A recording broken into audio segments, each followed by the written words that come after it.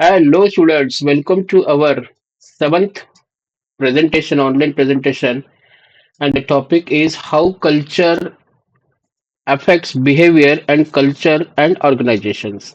So this topic is of the subject that is cross-cultural management. So this subject is of the semester 3 in the semester 3 of MBA part 2, elective 5, international business paper 3. And students, this online MBA course is offered by Center for Distance and Online Education, Shivaji University, Kolhapur. I am your teacher, Dr. Sunil Goswami, working as Assistant Professor in Department of Economics at Srimati KG Mittal College of Arts and Commerce, Malad, Mumbai. Students, let's discuss the introduction. Let's introduce the culture and behavior. So, culture influence the behavior, human behavior in society. Culture shapes perceptions, values, and beliefs. It establishes social norms and acceptable conduct. Culture guides how individuals think and act and behave. Culture makes behavior predictable within a society, as well as culture of the society encourages social cohesion. And finally, uh, strong influence there is strong influence despite individual freedom. So this is the influence of culture on behavior of the person in society. Students, there are some key cultural influences on behavior of person, which includes the first one, shaping normal norms. Yes, culture sets the unwritten rules. These are the unwritten rules of behavior, belief, and act that define what is polite, acceptable, or inappropriate. So first is greetings. There are different cultures use handshakes. There are different ways to greet the persons, like as the handshakes, bows, hugs, or kisses. So these are the different ways of greetings. But these different ways we can that greetings way of greet varies at the uh, geographical areas, geographical territories. Second is personal space. Students, personal space means acceptable physical distance varies across the culture. It means how there is space in between two persons, A and B. It defines some meaning. It leads some meaning. So therefore, the physical distance in between two persons has some meaning, and it varies across the culture. It varies across the geographical territory. Third is eye contact. So, how is the eye contact? Whether it is direct eye contact or indirect, or you are hiding your eye contact with the other person, your boss, your family member. So, direct eye contact may show confidence in some cultures, but in other cultures, in other geographical areas, in other community, it can seen as disrespectful in others. So this is greetings, personal space, and eye contact. So these are the social norms. Second is influencing communication style. Yes, the social culture, national culture influences the communication styles. Communication, it is nothing but how there is exchange of message in between two persons, and culture shapes how people communicate, whether message are direct or indirect, whether there is exchange of information in between two persons, it is direct or indirect. So first one is high context culture. So communication in high context culture depends on shared understanding, nonverbal cues, context, symbols, colors, etc., etc. Maintaining harmony and saving face are important.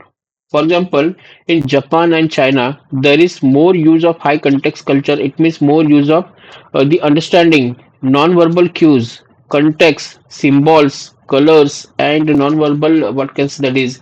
There is less use of words. and therefore there is what can say that is there is use of high context culture. Second is low context culture. It means that communication is clear, direct, and explicit. There is more use of words in this such a type of culture, low context culture. There is emphasis. It focuses on clarity and efficiency. For example, in Germany, USA, you can find here low context culture. Okay. Third is work ethic and professionalism.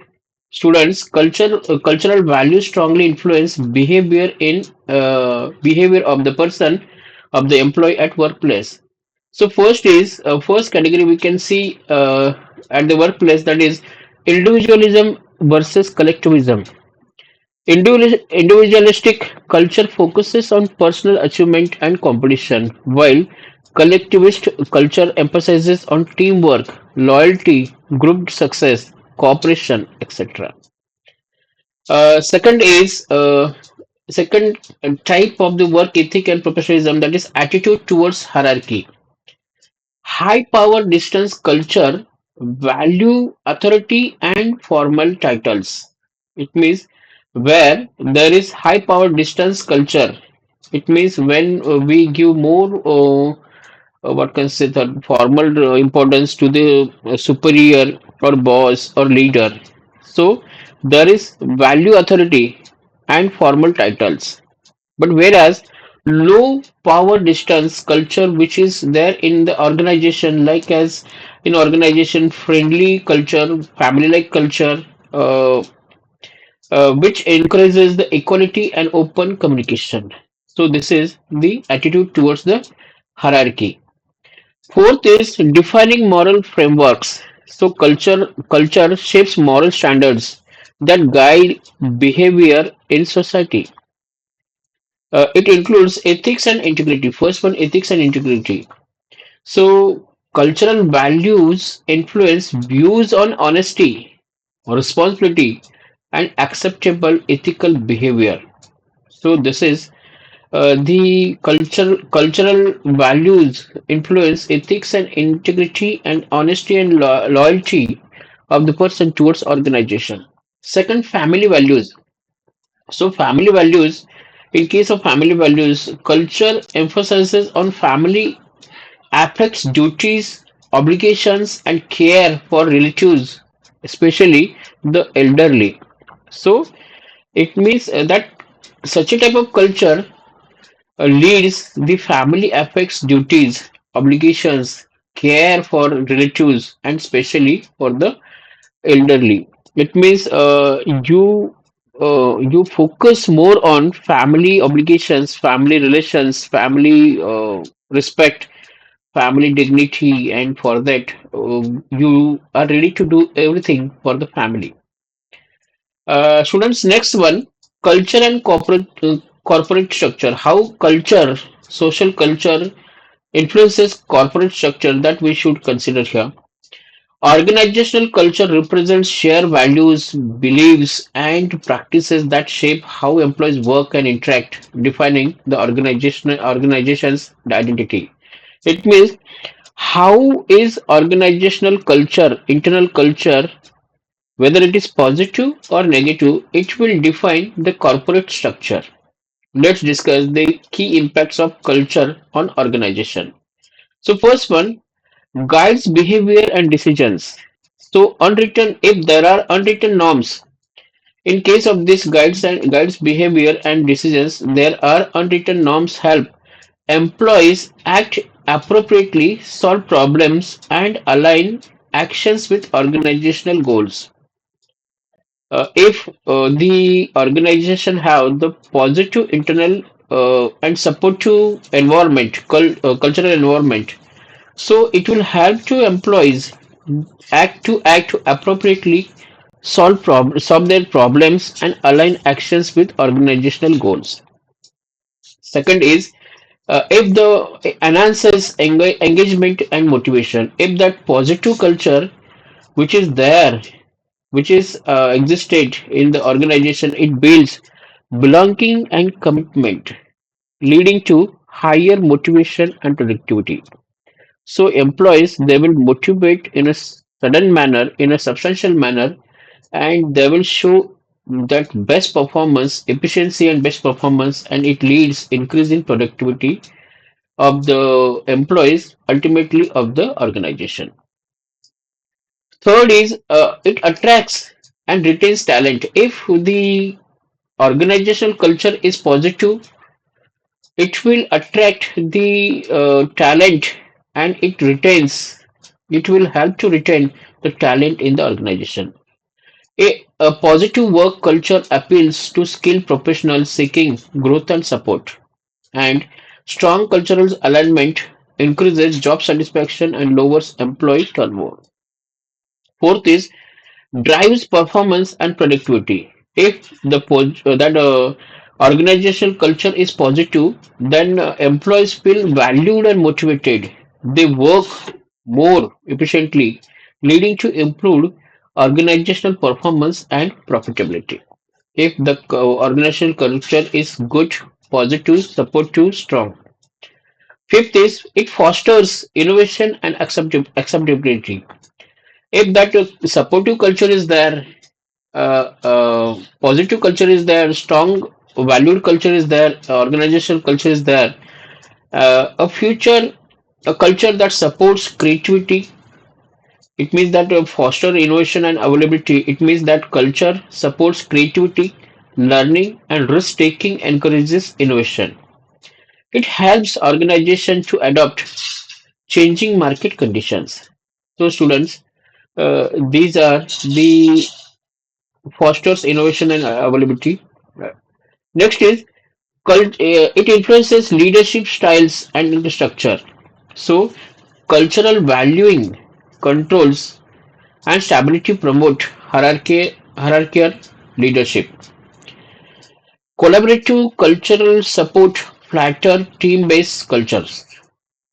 So, if the cultural is collaborative culture, organizational culture which supports flatter team-based culture, it leads cooperation among the members as a teamwork and it brings success.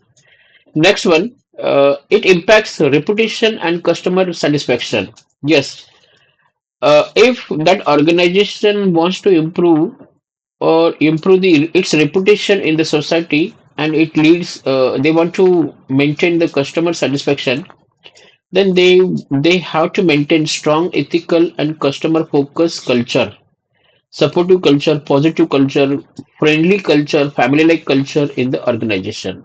A strong ethical and customer focused culture enhances brand image of the organization. It improves reputation of the organization, of the corporate house, of the company in the society. It leads customer satisfaction. And if the customers, maximum customers, they are satisfied with the product, with the services, then it will help to build long-term customer loyalty relations. So, students, these are the influences of the culture on corporate structure. Finally, we can conclude that culture provides a shared framework that guides behavior, making social actions predictable and cohesive. So that shared culture value strongly influencing behavior pattern of the person in the society. If the positive organizational culture motivates, if that positive organizational culture is there, it motivates employees and enhances performance. Supportive work environments improve efficiency and encourages innovation.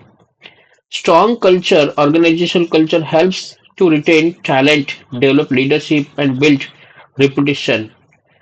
And positive organizational culture leads to customer satisfaction and reputation. And thus, finally, we can say that culture shapes social behavior, beliefs, values, and positive organizational culture leads organizational success. So, students, this topic is over here. Thank you. If you have question, definitely you just mail me your doubts or question. Feel free to ask me your doubts on my mail. Thank you.